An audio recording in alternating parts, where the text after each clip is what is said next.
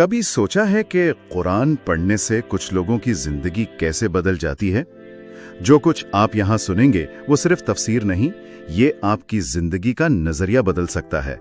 اس گفتگو کو مت چھوڑیں، یہ ایک اہم سفر کی شروعات ہو سکتی ہے۔ ہم آدی اور دی ہیں، اور یہ آپ کا سفر ہے 8 بٹ مفید معلومات کے ساتھ۔ اللہ کی کتاب کے ساتھ ہمارے سفر کی پہلی نشست میں خوش آمدید۔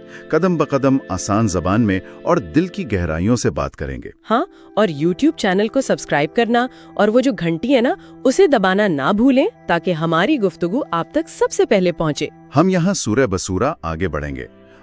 روحانی وضاحتیں ہوں گی، زندگی سے جڑی مثالیں اور کچھ غور و فکر کے پہلو جو روزمرہ زندگی میں معنی تلاش کرنے میں مدد دے سکتے ہیں۔ تو آج ہم بات شروع کر رہے ہیں سورہ طٰہٰ سے۔ یہ ایک مکی سورہ ہے، یعنی اس کا نزول مکہ میں ہوا، نبی کریم صلی اللہ علیہ وسلم کی مکی زندگی کے ابتدائی دور میں، غالباً 6 سال کے آس پاس۔ اچھا، اور اس کا نام طٰہٰ، اس کے بارے میں کیا کہا جاتا ہے؟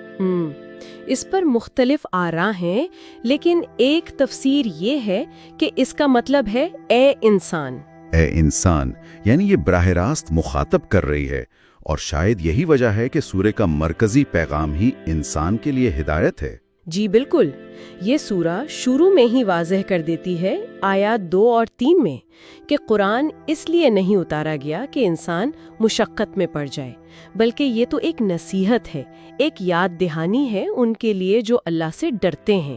صحیح، یہ خیال تو پوری سورہ میں چلتا ہے۔ بالکل، اور اس ہدایت کی سب سے نمایاں مثال حضرت موسیٰ علیہ السلام کا تفصیلی قصہ ہے جو یہاں بیان ہوا ہے۔ ہاں، وہ کوہ طور والا واقعہ جہاں انہیں بلایا گیا، نبوت ملی۔ جی، اور اللہ تعالیٰ نے وہاں اپنی وحدانیت کا اعلان فرمایا، عبادت کا، خاص طور پر نماز قائم کرنے کا حکم دیا تاکہ اسے یاد کیا جائے۔ یہ آیت 14 میں ہے۔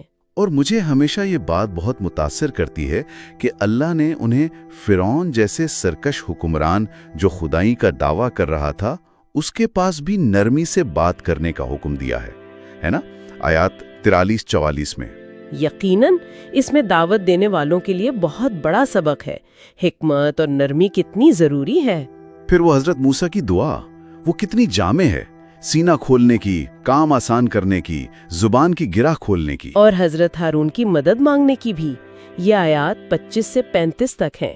یہ ظاہر کرتا ہے کہ اللہ پر توکل کے ساتھ ساتھ جو اسباب میسر ہیں ان کو بھی استعمال کرنا چاہیے۔ بالکل، بھروسہ اللہ پر مگر کوشش اپنی جگہ۔ پھر وہ جادوگروں والا قصہ آتا ہے۔ ہاں، وہ تو کمال ہے، وہ مقابلہ کرنے آئے تھے اور جیسی ہی حق دیکھا فوراً ایمان لے آئے، اور پھر فرعون کی دھمکیوں کے سامنے، یعنی جان سے مارنے اور سولی دینے کی دھمکیوں کے سامنے بھی کیسے ڈٹ گئے۔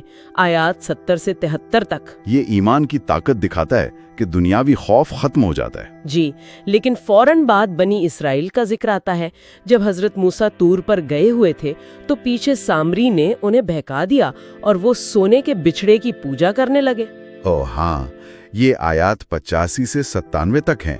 یہ دکھاتا ہے کہ انسان کتنا کمزور ہے اور ہدایت سے بھٹکنا کتنا آسان ہو سکتا ہے، خاص طور پہ جب رہنما موجود نہ ہو۔ تو ایک طرف ایمان کی بلندی ہے تو دوسری طرف انسانی کمزوری کا نقشہ بھی ہے۔ اور یہ کمزوری ہمیں حضرت آدم علیہ السلام کے قصے میں بھی نظر آتی ہے۔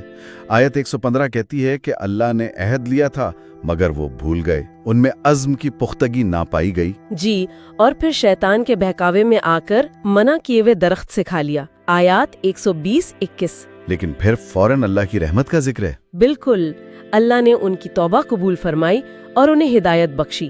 آیت 122۔ اور ساتھ ہی یہ اصول بتا دیا کہ جو میری ہدایت کی پیروی کرے گا وہ نہ گمراہ ہوگا نہ بدبخت، اور جو منہ پھیرے گا اس کے لیے دنیا میں تنگ زندگی ہوگی اور قیامت میں وہ اندھا اٹھایا جائے گا۔ یہ آیات 123-124 میں ایک بہت سخت تنبیہ ہے۔ سورہ کے آخر میں کچھ عمومی ہدایات بھی ہیں، جیسے قرآن غور و فکر سے پڑھنے اور علم میں اضافے کی دعا کرنے کی تلقین۔ آیت 114 میں دنیاوی فکروں میں زیادہ نہ پڑیں، اور یہ کہ اچھا انجام تو پرہیزگاروں کا ہی ہے۔ یہ آیت 132 میں ہے۔ اور آیت 131 میں دنیا کی چمک دمک کی طرف للچائی نظروں سے دیکھنے سے منع کیا گیا ہے۔ فرمایا کہ جو اللہ نے دیا ہے وہ بہتر اور زیادہ پائیدار ہے۔ یہ ساری باتیں، یہ قصے، یہ ہدایات، یہ سب مل کر اللہ کی رہنمائی، انسان کے رد عمل اور انجام کی تصویر بناتے ہیں۔ اسی گہرائی کو محسوس کرتے ہوئے ایک دعا ہے جو ان مضامین سے متاثر ہو کر لکھی گئی ہے، آئیے اسے سنتے ہیں۔ اے عرش جلال کے مالک، تو جس نے آسمانوں اور زمین کو پیدا کیا اور جو کچھ انسانی دل میں ظاہر اور جو کچھ پوشیدہ ہے سب جانتا ہے، ہم تیری عظمت کے سامنے سجدہ ریز ہیں۔ تو نے قرآن اس لیے نازل نہیں کیا کہ ہم دکھی ہو جائیں، بلکہ ان لوگوں کے لیے روشنی بنا کر جو تجھ سے ڈرتے ہیں، ان کے لیے رہنما بنا کر جو تلاش کرتے ہیں۔ اے مہربان، جس کا علم ہر چیز پر محیط ہے، ہماری تسلیم کو دیکھ اور ہماری یاد کو قبول فرما۔ جیسے تو نے موسیٰ کو مقدس وادی میں پکارا، ہمیں بھی پکار، چاہے ہم اپنے روحانی صحراؤں میں ہوں۔ ہمارے دلوں کو پاک کر جیسے تو نے اس کے ہاتھ کو پاک کیا۔ ہمیں حکمت اور ثابت قدمی سے لیس کر جیسا تو نے اپنے بندے اور نبی کے ساتھ کیا۔ ہمیں ان میں سے بنا جو تیری نشانیاں پہچانتے ہیں اور احترام کے ساتھ سر تسلیم خم کرتے ہیں۔ ہمیں ایک واضح زبان اور مخلص نیت عطا فرما تاکہ ہم تیرے پیغام کو انصاف، صبر اور امید کے ساتھ پہنچائیں، یہاں تک کہ ان ظالموں کے سامنے بھی جو تیری سچائی کا مذاق اڑاتے ہیں۔ اے جہانوں کے رب، جیسے تو نے اپنی سچائی کی طاقت سے جھوٹ کے منتروں کو زائل کیا، اس فریب کی دنیا کے دھوکے بھی دور کر دے جو ہماری آنکھوں کو دھندلا دیتے ہیں۔ ہمیں اپنے سیدھے راستے پر ثابت قدم رکھ، ہمارے دلوں کو عاجز اور ہماری روحوں کو صابر بنا، کیونکہ یقیناً تو وہ سب کچھ دیکھتا ہے جو ہمارے اندر ہے۔ ہمارے ایمان کو مضبوط کر جیسا کہ تو نے ان لوگوں کو مضبوط کیا جنہوں نے تیرے سامنے سجدہ کیا، یہ کہتے ہوئے ہم اس زندگی کو کبھی اس سچائی پر ترجیح نہیں دیں گے جو ہمارے پاس آئی ہے۔ اے گناہوں کے بخشنے والے، تو جس نے آدم کی توبہ قبول کی اور اس کے گرنے کے بعد اسے ہدایت دی، ہمیں بھی خوش آمدید کہہ جب ہم ٹھوکر کھائیں، جب ہم بھولنے والے، کمزور اور بکھرے ہوئے ہوں۔ تو اس وسوسے کو جانتا ہے جو سرگوشی کرتا ہے، اس شک کو جو حملہ آور ہوتا ہے، اور پھر بھی تو اپنی رحمت ان لوگوں پر پھیلاتا ہے جو خلوص کے ساتھ تیری طرف رجوع کرتے ہیں۔ اے واحد خدا، ہمیں سامری کے راستے پر نہ چلنے دے، جس نے رسول کی تعلیمات کو رد کیا اور تیری وحدانیت کی روشنی کے بجائے ایک سنہری بچھڑا چنا۔ ہدایت پانے کے بعد ہمارے دلوں کو بھٹکنے سے بچا، ہمیں ماڈرن بت پرستی سے بچا، تکبر، انا، لالچ اور اختیار کا وہم۔ ہم کبھی اسے آقا نہ بنائے جو نہ سنتا ہے نہ دیکھتا ہے، جو ہمیں فائدہ نہیں پہنچا سکتا۔ ہمیں جھوٹ کو پہچاننے میں مدد دے جو حکمت کا بھیز بدلتا ہے، اور تیری پیروی کرنے میں مدد دے یہاں تک کہ جب زیادہ تر لوگ دوسری سمت میں جائیں۔ ہمیں اپنے وقت کے فرعونوں کے دباؤ، مغروروں کے طنز اور اس دنیا کی دلکشیوں کا مقابلہ کرنے کی ہمت دے جو اپنی اصلیت بھول جاتی ہے۔ اے تو جو سمندر کے ذریعے رہنمائی کرتا ہے اور ناممکن کو خشک رستے میں بدل دیتا ہے، روح کے مشکل سفروں میں بھی ہماری رہنمائی فرما۔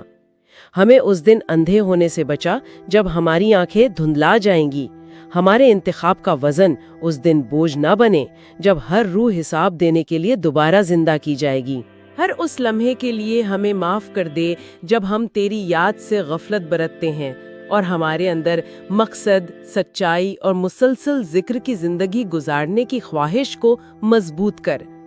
اے زندہ قائم بالذات سچائی کے بادشاہ، جب پہاڑ دھول میں بدل جائیں اور زمین ہموار کر دی جائے، ہمارے چہرے ان لوگوں میں سے ہوں جو عاجزی میں سجدہ کرتے ہیں، نہ کہ ان میں سے جو انکار کا بوجھ اٹھاتے ہیں۔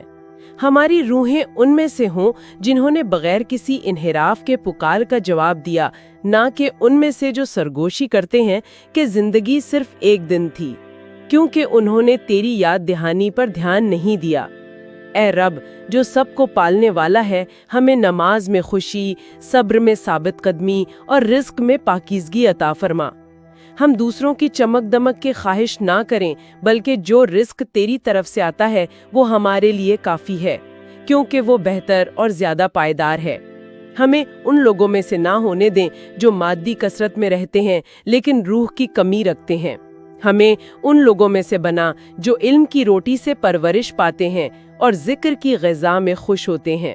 اے اللہ، ہمیں ایسے باغات عطا فرما جن کے نیچے نہریں بہتی ہوں، قابلیت کے انعام کے طور پر نہیں بلکہ تیری مہربانی کے تحفے کے طور پر، کیونکہ ہم تسلیم کرتے ہیں کہ صرف پاکیزگی اور حقیقی ایمان ہی ہمیں تیری موجودگی کے لائق بنائے گا۔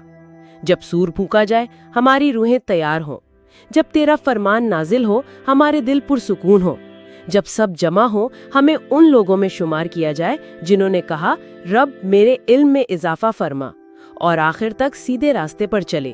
آمین۔ سورہ طٰہٰ کے اہم نکات اور اس گفتگو کا خلاصہ جاننے کے لیے تفصیلات ضرور دیکھیں۔ اور ایک بات سوچنے کی ہے، یہ جو ہدایت اور گمراہی کی کشمکش ہے، توبہ اور سرکشی کی مثالیں ہیں، یہ آج ہماری اپنی زندگیوں میں کیسے نظر آتی ہیں؟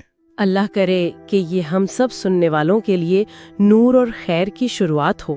آئیے اس بابرکت سورہ کے ساتھ اپنا سفر جاری رکھتے ہیں۔